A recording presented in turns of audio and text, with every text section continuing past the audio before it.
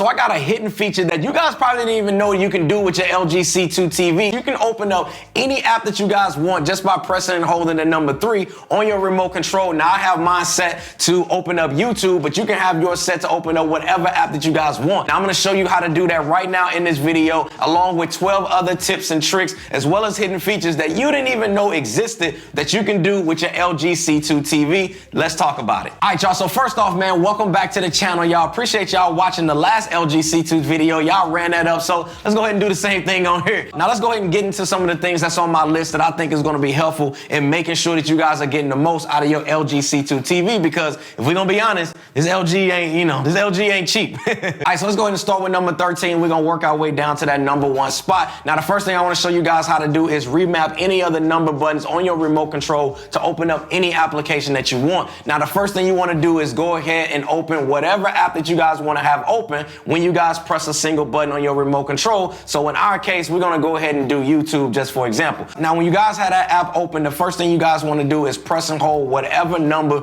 you want to have it assigned to until you see a message pop up saying, do you guys wanna add YouTube or whatever app that you guys chose to the quick access button? In our case, we chose number 3. Now go ahead and select yes. Now wherever you guys are within your LG C2 screen, you can now always access your YouTube app by pressing and holding your hotkey that you guys chose. Fire hidden feature that I feel nobody's talking about, and it's a quick way to be able to open up any app on your TV just by using any of these numbers. All right, y'all, so number 12 is just being able to access the pointer 2 different ways using your remote control. Now the first way to be able to bring up the pointer or the mouse is literally just by shaking the remote controller, and you will see that it's going to automatically pop up here on the screen. Now the second way to get the mouse pointer to be able to show up on your screen is literally just by scrolling the wheel that's in the center of your remote control, either up or down until it actually shows on your TV. Then in that case, man, you can just use the pointer just like a mouse on your computer. All right, so number 11 is just being able to change the size as well as the speed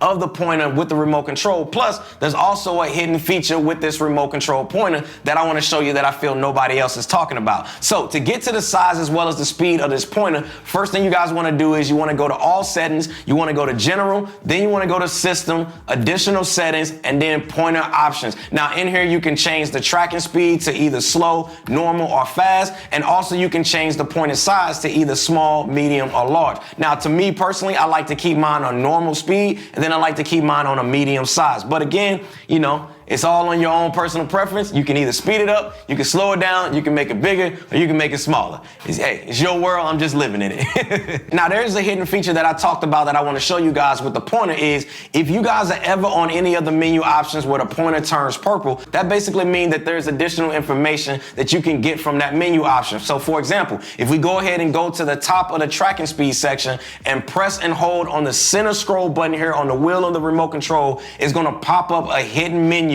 to give you guys more information option as well as a web option to be able to learn more about that feature. Now, me personally, I don't really use that a lot, but I feel like it is a cool hidden feature that's there on your TV if you need to use it. All right, so number 10 is just bringing up the settings menu a whole lot quicker than I've been showing you guys. Now, with number 11, 12, and 13 that I just showed you, each time you guys have seen that I've been clicking on this settings button here on the remote controller and then going to all settings to be able to get to the other options, right? But there's a faster way to do that. All you have to do is just press and hold on the settings button. It's going to take you guys directly to the all settings screen right away, which is a whole lot faster than having to go all the way through the whole menu option that, you know, I've been doing here in this video. All right, so number 9 is for those people that are just like me and it always seems to just misplace the remote controller, or the remote controller in itself just decides to grow some legs and just walk on out your room. So there's an app that I showed in my last LG C2 video that you guys love, and I forgot to tell you in that video what that app was, and it's a virtual LG remote. So there's an app that you guys can download whether you're on Android or Apple called LG Remote. Now, instead of me actually talking about it, I just feel like it's better to just show you in action what it can do.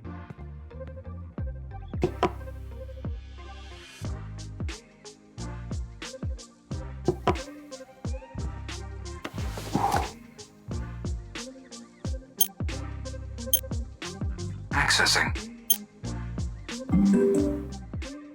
And just like that, if you ever lose your remote, hey, you got your phone, so just don't lose your phone. All right, so number 8 is something that I recommend that every single one of you guys out there that is watching this video right now, I need you to do this, and that is tune your TV to the layout of your room. Trust me, you will thank me later. Now, to do this, all you guys have to do is go to General, go to AI Service, go to AI Acoustic Tuning, and click on Start New Sound Tuning. Now, what this is going to do is it's going to take account of the room space that you guys have as well as the layout. It's going to use AI to give your TV the best sound for that space that you guys have it in. So when you guys get your first LG C2 TV or any LG model TV, I recommend that you guys do this process from the jump. Now, also within this menu, once you guys have done it, you can actually select either using the AI sound, which is going to give you a sound example of that, and you can also use the normal sound if you guys don't like the artificial sound that it gives you. But for me, I personally like the AI sound, and then I also turn on the bass boost option just to kind of give it a little bit more of a fuller sound. But again, the choice is all up to you. All right, so number 7 is another thing that I need all of y'all out here watching this video. Y'all should just do it, but it's surprisingly, a lot of people don't do it with the TVs, but they do it with their smartphones all the time, and that is update it. So there's 2 things that I want to show you guys with updates when it comes to this TV. One of them you need to do, and the other one, I wouldn't do it at all. So for the one that you guys should do is update your TV when you guys first get it, as well as throughout the time that you have it. So to update your TV, all you gotta do is go to settings, just press and hold like I showed you, go to support, go to software update, and click on check for updates, and it's gonna check for you. And then from there, you're gonna be good to go. Now, for the thing that I don't recommend that you do with the updates is set your TV to auto update, which is just below that. Now, the reason why I personally never turn this feature on is because what if there is a bad update that went out on the TV and then you didn't do your research and then it just automatically updated it, right? Now you stuck with that bad update and your TV all messing up. So for me, I personally like to do my research on updates before I actually update my tech products, and then that way, you know, I can just avoid any issues. So I personally do not switch that on. All right, so number 6 is a crucial one too, man, and that is restoring your TV speed back to how it was when you first turned it on and all of the apps were opening fast and things was just loading quick, right? Well, one thing that I mentioned in my 1-year update video, which you guys can watch that, I'll have that up here as well as at the end of this video, is that over time with so many applications being opened on the TV, it basically caches a lot of that information, as well as your memory will start to kind of load up and all of that, right? It's going to slow things down a bit. So to fix all of this, all you have to do is go to all settings, go to general, go to OLED care, and go to device care, and then memory optimizer, and then click on the start button. Now with this here, it's going to clear out and delete any unused applications or just unnecessary memories that is collected over time. Now I personally recommend you guys run this at least once a month just to keep things running fresh over time. All right, so number 5 is also a cool feature for my people out there that may not be able to hear things the same, right? And it's called Enjoy TV Together. So let me break this down. So this feature here is going to allow audio to be accessed either using the TV speakers or external audio sources to be connected up like headphones or earbuds or a sound bar if that's something that you guys have. And what it's going to do is going to allow it to run the audio all at the same time. Now, this is a cool feature if you're living with someone that maybe can't listen to things at the same volumes or frequency levels. You can actually have the audio come through the TV for everyone else, and then have another person who may need to listen to it with headphones on. They can do it at the same time as well. I think this is a really dope feature for those people out there that may be hearing impaired or just may not just be able to listen to all audio at the same level. So to be able to turn this one on, man, all you have to do is go to all settings. You can go to general, you're going to go to accessibility, and then enjoy TV together, and just turn on either the Bluetooth device you have connected, headphones for example, or HDMI ARC device like a soundbar, anything like that. All right, so number 4 is for those people that may be having a party and you want to be able to run audio through your TV, but you don't necessarily want to have the TV on at the same time. Well, there's a feature called screen off that can be set within the side settings menu, where it's going to turn off the display while only playing audio through the TV. Now, you're probably like, CKid, why would I ever want to use this feature? Because, guys, this is a good feature to whereas One thing about these types of TVs like OLED is if you have a static image on there for a long period of time, it could possibly get burn-ins through the TV, which is what OLEDs are pretty much known for. So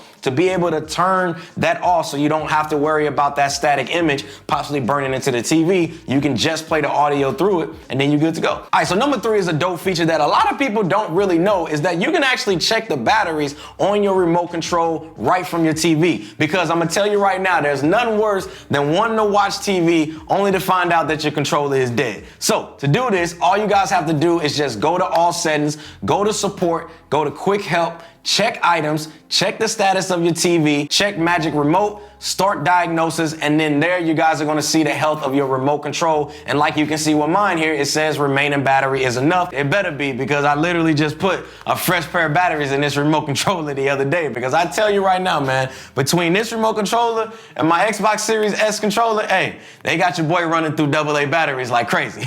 All right, so number 2, man, is within the home dashboard screen, and that is the ability to quickly be able to access that page without having to go all the way through the whole home screen area to be able to access it, right? Now, to do this, all you have to do is just press and hold on the inputs button on your remote controller here, and it's gonna bring up the home dashboard screen with all of the smart appliances, your lights that you may have on that you can see in mine, as well as all of your HDMI inputs. But if you guys want to be able to access it from the bottom of your screen, all you guys have to do is just press the input button here once, and it's going to show up there as well, and then you can just select it from there. All right, so the number 1 thing is something that I mentioned in my last video, which within my 1-year update video, and that is the fact that you can update the HDMI input names as well as the icons. So to do this, within your home dashboard screen, you want to go to the top right corner and just tap on the 3 dots and then click on edit inputs. And then within here, you can just click on the HDMI input and then just change the name. Like you guys see that I changed mine to CKid PS5 as well as CKid Xbox Series S.